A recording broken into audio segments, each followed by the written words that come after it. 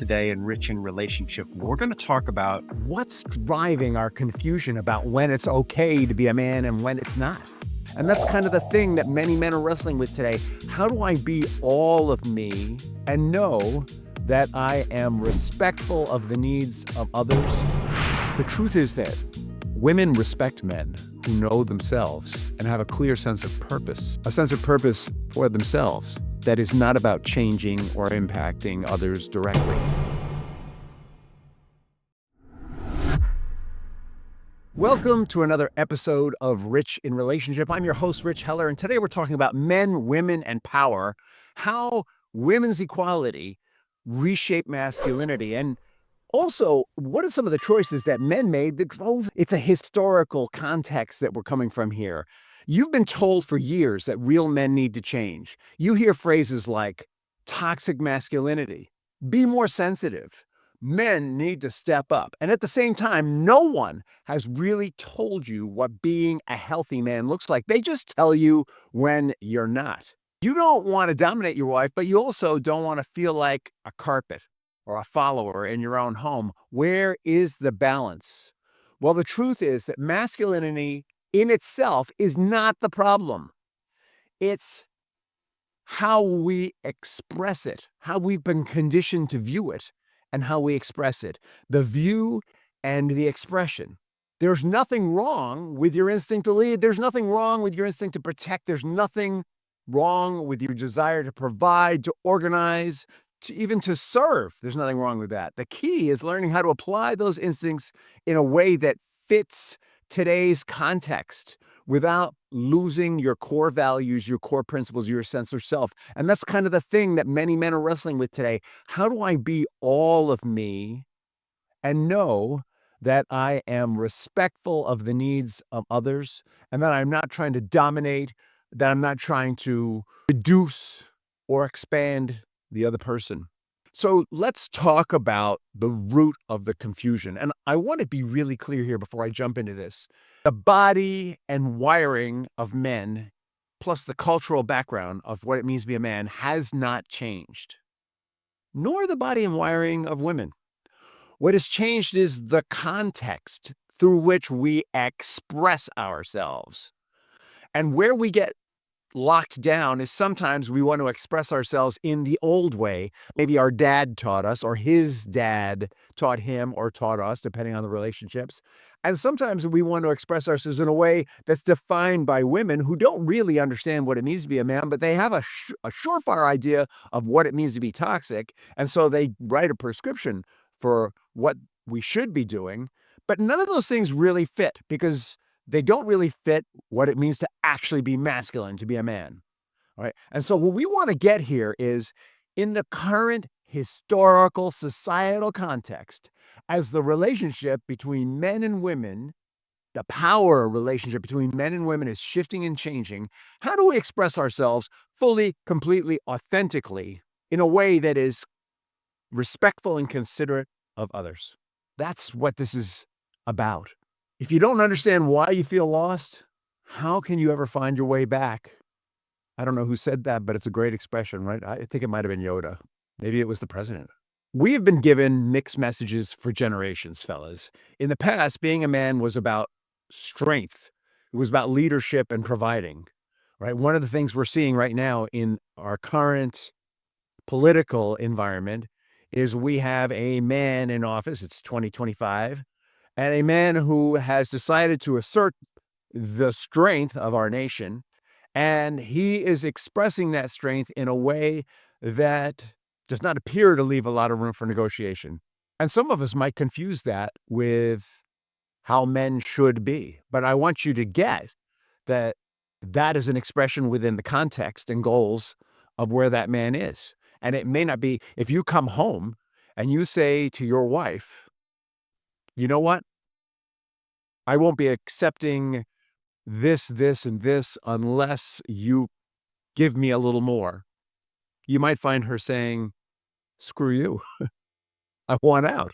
Because the truth is the relationship between a man and woman is not the same as the relationship between a very large and powerful nation and smaller nations. It's just not the same, right? The relationship that you're building with your wife is one of equality. And so the question is, how do you take those qualities of masculinity in an equal environment where there's a level of trust and where there's some agreement already that is working for you? How do you take that and build that?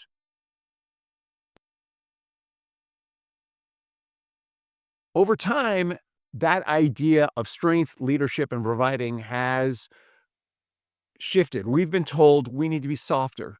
We need to be more emotional and more collaborative. We feel like we're being corrected all the time, right? We go to work and there's discussion of inclusion and our behavior is not within the boundaries of inclusion. And it very well might not be, by the way. I'm not saying that that's wrong. But what I'm saying is a lot of the messaging we're getting is that we need to be more passive. And what comes with being more passive, there are tools that come with being more passive. And if we don't have them or we haven't been grounded in them, we become unsure of ourselves. And so part of this episode is going to be talking about how did we get there? And the other part is going to be what are the tools that we need to embrace? And we're going to talk about that more in upcoming episodes. Let's talk about the role of the women's movement in this confusion. All right. Here's the truth: women's rights did not make men weaker, they made society more fair. The fact is that when we were 1920s and before this really kicked in, when we were a survival grounded society, might makes right was a lot of the mindset then. We were applying that to our marriages, and because we were bigger and stronger, we had more control and more of a say, at least it appeared that way, than probably we should. And we were exercising authority in ways that were limited. And what happened with the women's movement and with the rise of industrialization is that women proved that they could thrive independently without us.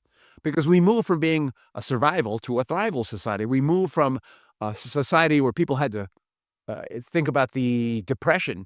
People had to fight and scratch to eat, to one where now there's an incredible abundance. Well, right now we're whining about the price of eggs, but the truth is there's lots of food for us to eat. So maybe eggs are expensive. We could be eating we could be eating rice and beans if we wanted to. They'd be a lot less expensive. We can eat, is the point.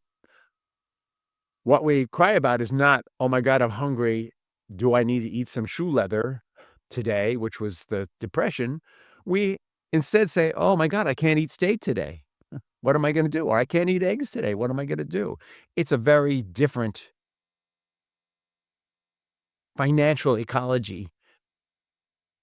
And the reason for that is because of technology. Technology magnifies anything we want. Because of technology, heavy engines can be lifted with robotic arms. We don't need to be muscular, strong men to do that. We just need to know how to operate a piece of machinery, which requires a whole different skill set, by the way, than brute strength. We can harvest masses of food with uh, food harvesters. A lot of that's even automated today. We often don't even need to run those machines. We can, when we go to war, we no longer have to go in and fight hand to hand. No, we go in with drones. We don't even go to the war zone a lot of the time. We're just dropping bombs and shooting bullets from someplace in Arizona. A man or a woman can do that. A lot of the things that defined strength have changed and shifted. And because of that, women much have a much wider means of expression. And because of that, men haven't learned, for all of us, haven't all learned wider means of expression. And I'm going to argue that in the 80s, the rise of the nerds, guys like Bill Gates and Elon Musk and those guys, Elon he's not an 80s guy, but he's more of a 2000s guy. But the reason why those guys have risen to power and strength and have so much abundance is they did master strengths in the new context. And the rest of us need to catch up. That's going to be another episode. So let's stick with this one. The modern male dilemma, now that women can lift car engines and bomb people and do all the thing and defend us and uh, do do all the things that used to be uniquely male is what's left for men to do, right? If strength no longer determines leadership, strength, physical strength, if provision no longer makes men indispensable, because women can certainly provide, if women can do what men can do, then what is masculinity all about? Like many of us now are changing diapers, which is good. Many of us are nurturing and loving our children, which is good. But those were traditionally female roles. Some of us are stay at home dads. I have done that, where we're cleaning the house and taking everything while our wives are the providers. Many of us, some of us are doing both. I went through a period where I was supporting my kids. I was a single dad and supporting them, and the mother of my children wasn't present. So I was taking on both roles. Did that make me less of a man? Or it made me a better father, that's for sure. It made me give my children things that they needed that their mom wasn't present to provide. I was able to do that. Did that make me less of a man, or did it make me a wider and greater human being? And that's what we're talking about, fellas. We're not talking about becoming less of men. We're talking about more larger human beings, exploring more of ourselves. Because the truth is, in every man and every woman is a masculine and a feminine quality. Not that we want to be overly one and we don't want to be overly one in the or the other, except when the context calls for it. If you are walking down the street in a shifty neighborhood and there's a bunch of people looking at you like you're their food, that might be a moment to lean into your masculinity. But if you are going to a networking meeting where you're meeting all kinds of people, and it requires a certain level of emotional intelligence to determine who you may be able to help without feeling taken advantage of, and who might authentically need your help versus those who actually want to feed on you. Networking meetings are like, it's not the wrong side of the street, but it can feel like it. If you want to move into that and have that emotional intelligence, you can have that too. Traditionally, the realm of women, now the realm of men and women. The question is, how do you do that without losing the other? And many of the defective, maladaptive behaviors that we see in men and women, and we're going to do episodes about that coming up, by the way, are a result of this confusion of how do I embrace one side without shutting down the other or condemning the other? How can I get these two parts to live together in joyful harmony within me? Because if I can get it to live in harmony within me, I can do it in my marriage. That's what we're talking about, boys, men, fathers, husbands, leaders, followers. We're talking about how do I get this to happen inside of me so I can do it inside of my household. So we've talked about this a lot already. I'm not going to go over it too much. Let technology leveled the playing field, and that all started in World War II. Basically World War II, the guys went off to fight because we didn't have drones then. The guys went in the planes and dropped bombs. The guys went out with the guns. Sometimes, very often, they fought hand to hand. They did what men had been doing for thousands of years, and the women stayed home. Well, somebody needed to produce. Somebody needed to make weapons. Somebody needed to make sure food got on the table. Somebody needed to do the harvesting. And yeah, not all the men went to World War II, but a whole lot of them did. And women stepped in. And because of technology, they stepped in effectively. And because of technology, they found out that now they could do a lot of the jobs that traditionally were men's jobs. And the women's equality movement advanced. Women found out that they could do what men could do. And so a lot of the reasons why men thought they were better then were no longer valid. Not only that,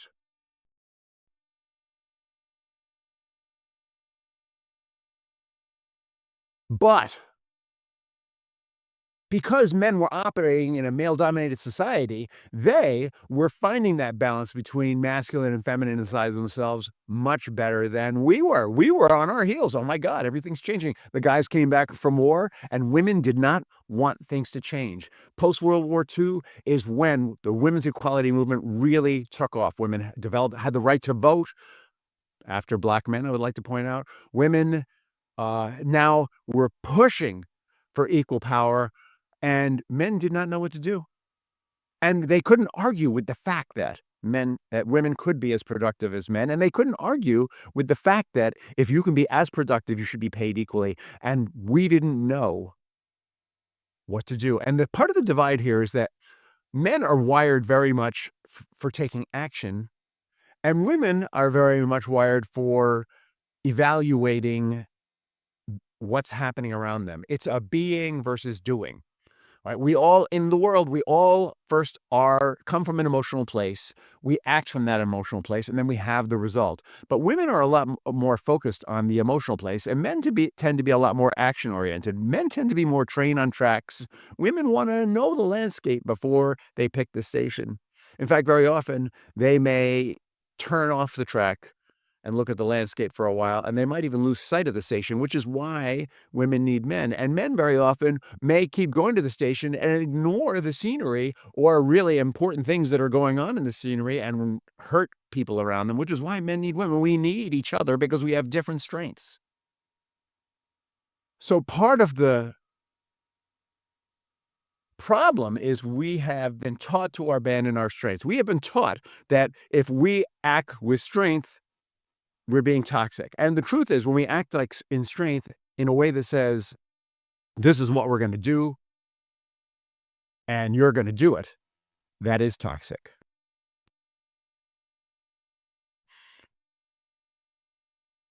Men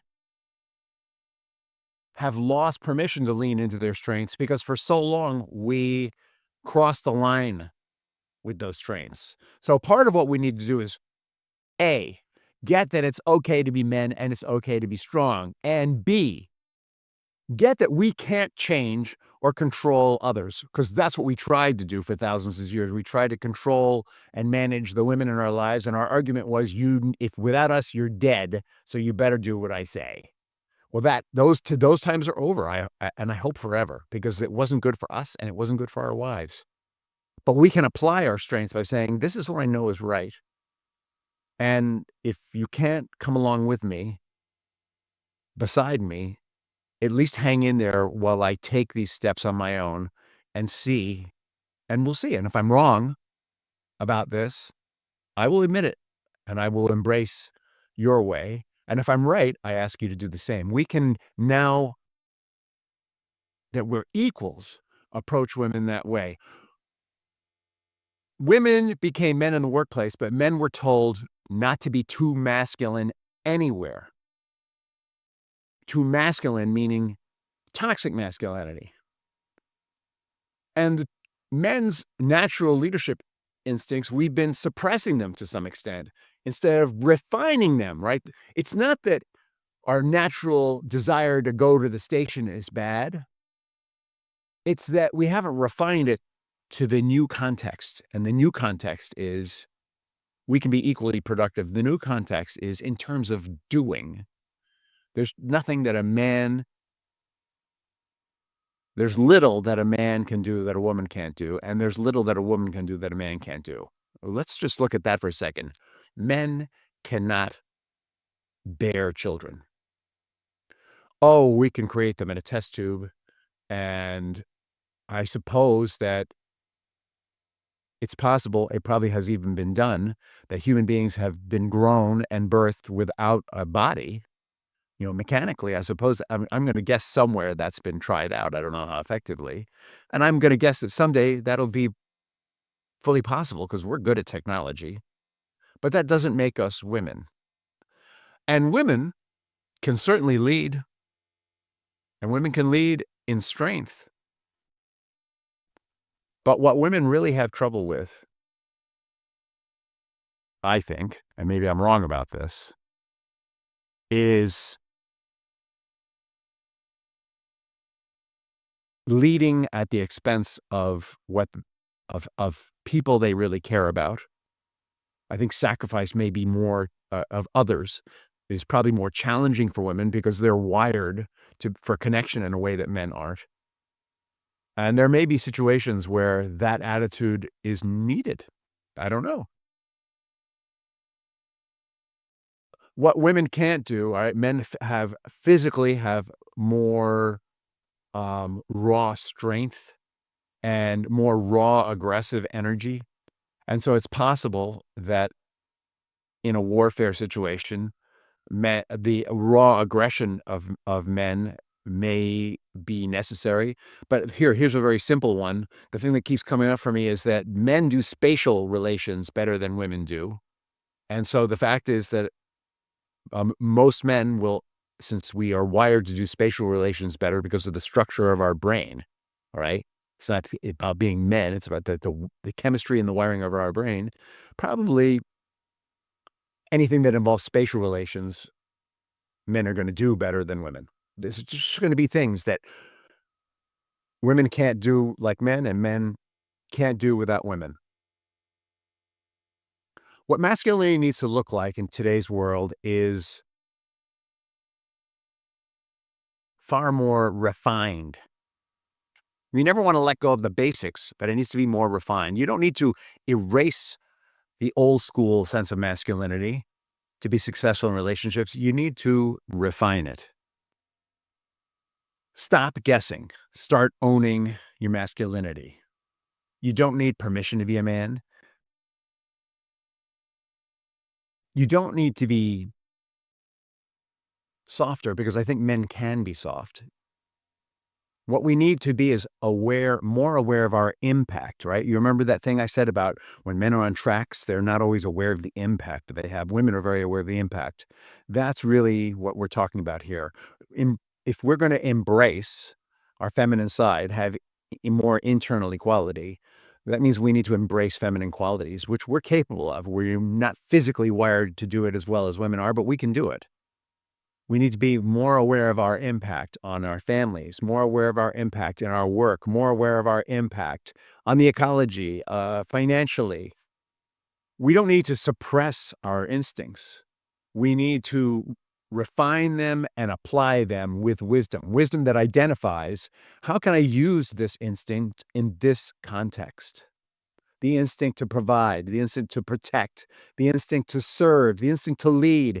And what does it mean to be a leader today? In the past, being a leader might have looked like I'm the strongest, lead me. But today we've got all different models of leadership. We've got, I'm the biggest dog, so you got to follow me. That's the last place you want to go. And then the highest level of leadership today, which has more feminine qualities, is going to be, I represent all of the interests here best, and I have most awareness of what the interests are, and I balance them best. And so allow me to serve you as a leader. And one doesn't negate the other, by the way. There are times when being the biggest dog is important. And there are times when being collaborative is important. If you look at parenting today, it used to be that as parents, what we did was we had physical corporeal punishment. We used to spank our kids. That's what I'm trying to say. But now what we're advised to do is first lay out the value and let them think it through. Second, let them know there'll be consequences if they step outside that value. Third, the consequences aren't always physical. Sometimes the consequences are we remove a privilege, or sometimes the consequences of them embracing a value is we give them a privilege. And then on the very bottom is, listen, kid, here's the truth. You're 6, I'm 46. I'm 6'2", you're 2 foot, you need me to eat, and I don't need you to eat. So you got to do what I say. Like that is the last recourse, is when you go to that. And that, by the way, a woman can say that too. You don't need to be a man to say that to your child. That's how it's just, I'm bigger and stronger. So these are leadership principles that apply for men and women, but that is men in particular, we need to start to embrace. Where we're going is we want to be confident without being arrogant. Confident means knowing that the actions we're taking are right and good for everyone involved. Arrogant means I know better. So if we're going to be confident, we always want to be aware of the people involved and have in mind that we may misunderstand them. Right? Being confident means being willing to renegotiate our understanding so that we continue to move in confidence. That requires being present. in the moment, not waiting passively, right? When our wife comes to us with a complaint about our behavior, it means exploring it instead of deflecting and fighting it. Our natural instinct as men is to deflect and fight, right? We're not doing that anymore. We want to protect our family without trying to control them, right? Go back to those kids. We want to protect our kids from risk by teaching them how to take small risks, baby steps, not completely dominating them. And by making sure that we're paying attention when they're taking those risks, we protect them by watching them. We watch them go from not being able to move to being able to roll over, from being able to roll over to being able to crawl, from being able to crawl to being able to walk. In all those stages, we're present with them, making sure that they don't eat something they shouldn't or put their finger in a socket or whatever. Well, as they get older, it's the same process. We don't walk for them. We don't tell them they're not allowed to walk, but we are setting boundaries about where they should walk. We're making sure that the ecology is safe for them to walk. That's very feminine, by the way, but in a masculine way we do it. We can do all of that. We lead, always honoring that our partner has strengths and that there are going to be times when they lead. So that's why we don't take over. We only take over the areas of our own strength. And 9 times out of 10, only with the permission of our partner. Though there is going to be that 10th time where they may not give permission because they're afraid or they don't understand, and we're going to lead anyway, but in a way that is gentle and in a way that admits that we may be wrong, but it needs to be tried. We need to understand that our wives, women, are our equals. Their strengths are different. There are equals in terms of their ability. They have different abilities, and that's why we need them. We have different abilities. That's why they need us.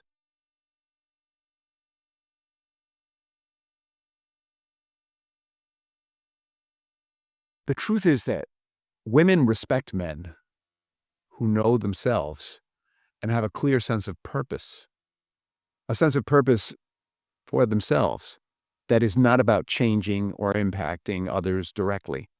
Women respect men. I know respect is something you're craving right now. If you want that respect, it's about rediscovering that sense of purpose. Women want men to take initiative and to lead, right? But they don't want us to dominate. Women want us to show them that we're physically interested in them, but they want us to be aware that they won't participate in that interest unless the environment is settled and safe and there's a certain level of trust. They don't want us to say, baby, I'm interested, get on the bed, right? That's old school, does not work. They might want that in jest, but they only want that in jest when they feel safe, when they feel everything has been taken care of, the kids are in bed, the environment is safe, and you're emotionally present. Women need a strong, grounded presence, not an emotional child. And many of us, because we're confused, allow ourselves to show up angry, stomping our feet, fearful, confused. So here's a key takeaway. Masculinity in itself is not toxic. Confusion about masculinity is what's toxic. It's confusion that's driving the behaviors that are perceived as limiting women, reducing women, hurting women. When you reclaim your sense of self and apply your strengths with wisdom, when you lead with integrity, that's when your leadership will be acknowledged and valued. Where have you been waiting for permission to be a man? Identify one area where you've held back out of fear of being labeled as too much, not enough. I want you to identify that one area. All right. This is your challenge. Identify that one area and think about, what is it about that area that's so important to me? What value does that represent? And then next, ask yourself, how does my partner share in that value, though they may differ in the way I've been expressing myself regarding that value? And how can I adjust the expression of my masculinity, my desire to show my strength and confidence to be a leader, in a way that honors and respects how she sees that value, and get back to me on it. Go to richinrelationship.com and contact me directly if you want, or reply to this podcast. Let me know about that area. And if you're not sure about it, schedule a call with me and I'll help you figure it out. That's all we'll do in the call. All right. I want to be really clear. I do not get on calls to be a used car salesman. I get on calls to help people. That's what I'm here for. And as long as I can help you, I'm satisfied. Even if I can't help you, I'm joyful that you trust me enough to get on the call. richinrelationship.com, that's where you'll find these resources. And next episode, we're going to talk about redefining success and masculinity. We're going to take the seeds of the lessons from this episode and have them blossom in the next episode. So stay tuned for the next episode of Rich in Relationship. In the meantime, have a wonderful day and an awesome tomorrow.